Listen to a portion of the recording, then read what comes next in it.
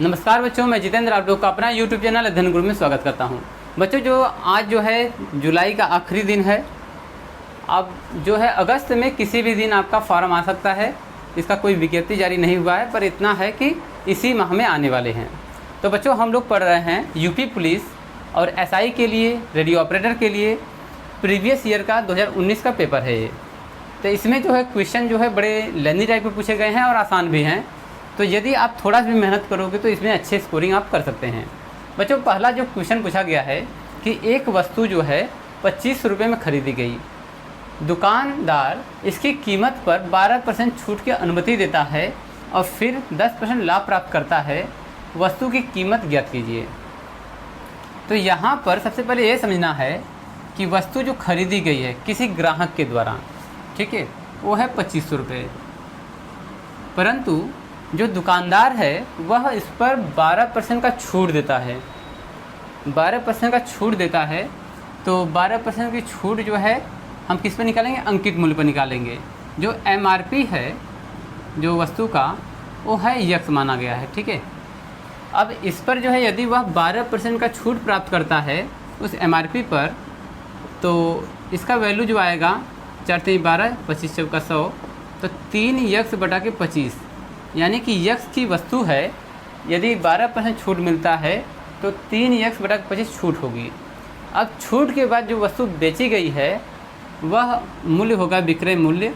छूट के बाद यहाँ पर हम निकाल रहे हैं छूट के बाद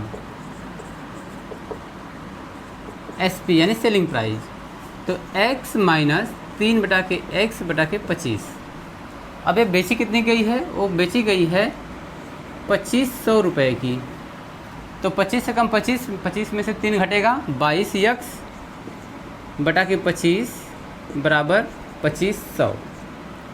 तो यहाँ पर x की वैल्यू हम निकाल लेते हैं 2500 बटा के 22 गुणे 25।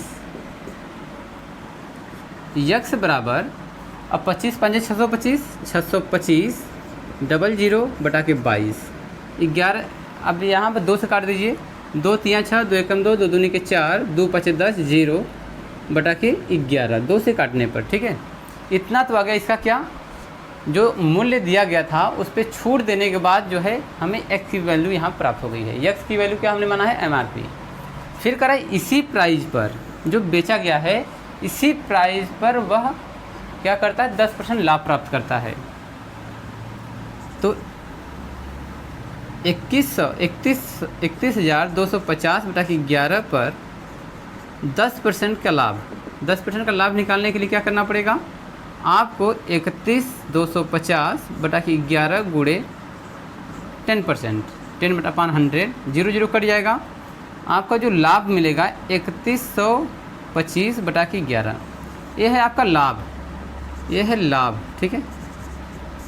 ये लाभ मिला। अब जब लाभ लिया है तो अब जो वस्तु का मूल्य रियल बना वो कितना बनेगा? टोटल अमाउंट को ऐड कर दीजिए। 31,250 बटा की 11 प्लस 3125 बटा की 11। हर समान है तो ऊपर जोड़ दीजिए। तो 5 5 2 7, 3 1 4, 2 1 3 4 और यहाँ 3। भाग करिए 11 से। 11 3 33, 1 11 कम 11, 2 11 में 22, 11 5 55। तो इसका जो रियल मूल्य होगा, जो वस्तु की कीमत होगी, वह होगी 3150 रुपये।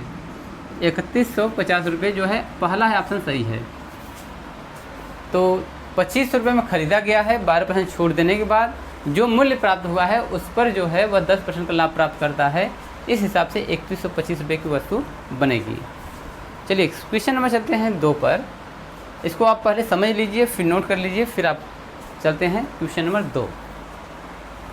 क्वेश्चन 2 कह रहा है कि A और B 12 दिनों में एक काम पूरा कर सकते हैं। B C वही काम 16 दिन में पूरा कर सकते हैं। A और C वही काम 24 दिनों में पूरा कर सकते हैं। तो तीनों यदि मिलकर काम करें तो काम जो है कितने दिनों में समाप्त हो जाएगा? चलिए सवाल नंबर 2 देखते हैं। बहुत आसान सवाल है, आप केवल ट्रिक के माध्यम से 1 सेकेंड में या इससे कम में भी लगा सकते हैं। चलिए बच्चों देखिए सवाल नंबर 2। कहा कि ए और बी, ए प्लस बी किसी काम कितने दिन में कर रहे हैं, 12 दिन में कर रहे हैं। और दूसरा जो है बी और सी, बी प्लस सी उसी काम को 16 दिन में कर रहे हैं। सी प्लस ए, जैसा क्या है ए और सी मतलब सी प्लस ए, उसी काम को 24 दिन में पूरा कर रहे हैं। तो यदि दोनों के जोड़े में यदि बारी बारी 12 दिन, 16 दिन, 24 दिन काम कर रहे हैं तो टोटल काम क्या होगा? टोटल काम के लिए इन तीनों का आपको एलसीएम निकालना पड़ेगा। तो एलसीएम निकाल दीजिए। 24 और 16 के अगर एलसीएम निकालिए, 24 और 16 का 12 दूनी 24 होता है, तो काटिए 4 से, 4 संग 24, 4 चौके 16, 2 से काटेंगे 3 और 2 हो जाएगा, ठीक है। तो 4 दूनी के 8, 8 दूनी 16, 16 3 48, तो 48 काम होगा। टोटल काम की संख्या 48। अगर 48 काम है टोटल, तो ए और बी मिल करके एक दिन में कितना काम करेंगे? 12 चौक 48, 4 काम, एक दिन में 4 काम। बी और सी एक दिन में 3 काम करेंगे, और सी प्लस ए एक दिन में 2 काम करेंगे, ठीक है।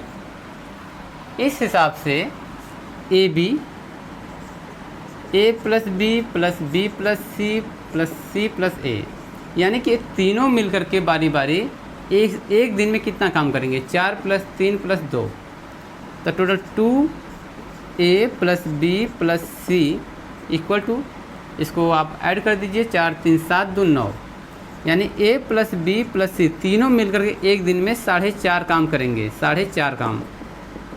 यदि एक दिन में 4.5 काम कर रहे हैं तो टोटल कामों की संख्या कितनी है? वो है 48। तो 48 में यदि हम 4.5 काम का भाग दे दें, तो दशमलव हटाने के लिए 10 से गुणा करेंगे, तो ऊपर हो जाएगा 0, यहाँ हो जाएगा 45।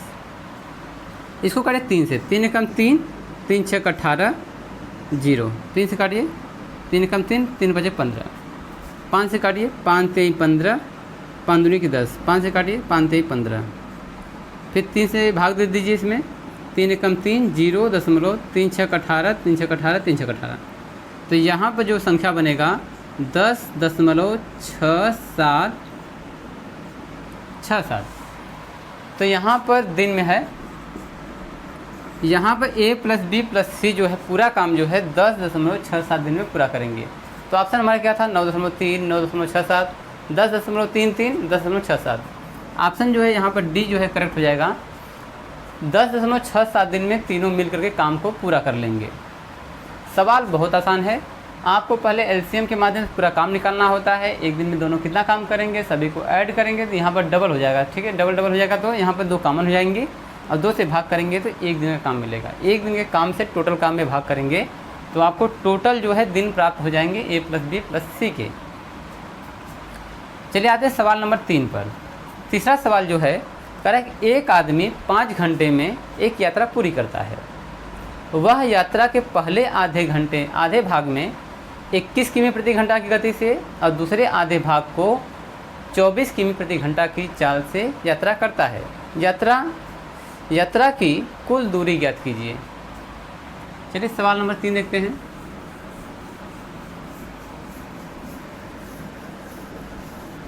तो एक आदमी है जो एक यात्रा पूरी करता है और उस यात्रा में मानते हैं कि दूरी टोटल जो है यक्स है, और यक्स की दूरी जो है, इस दूरी को पूरा करने में वह 5 घंटे समय लेता है। टाइम लेता है, समय 5 घंटे। तो यहाँ पर आधा आधा बांटना है, आधा आधा करा। आधी जो दूरी होगी 1x/2, यह 21 किमी प्रति घंटा कितना है? यह जो है 21 किमी प्रति घंटा, ये जो है 21 किमी प्रति घंटा की स्पीड से चलेगा।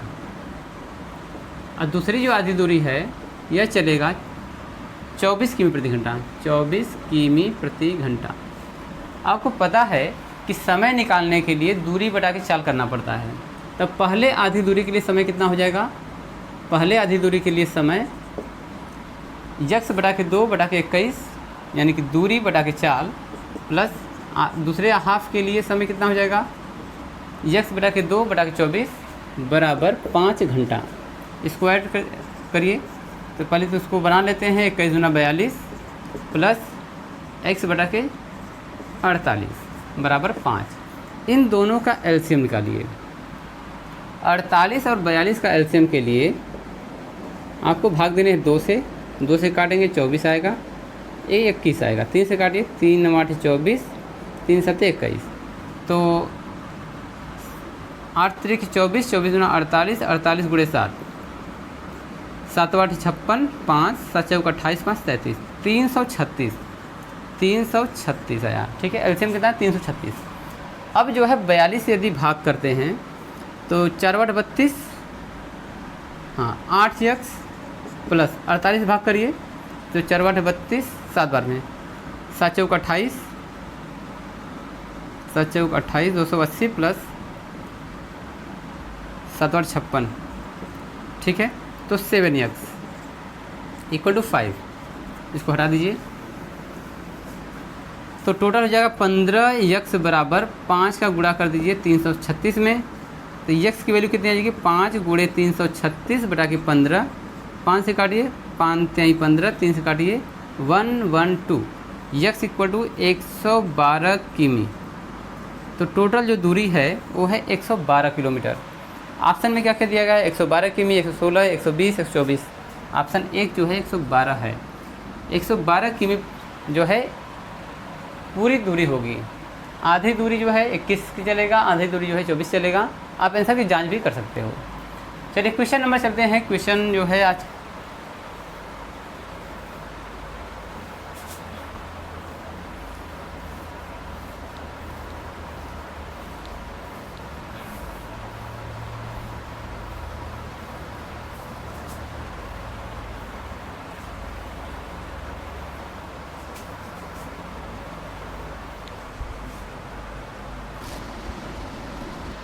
चलिए बच्चों इसको मिटाते हैं।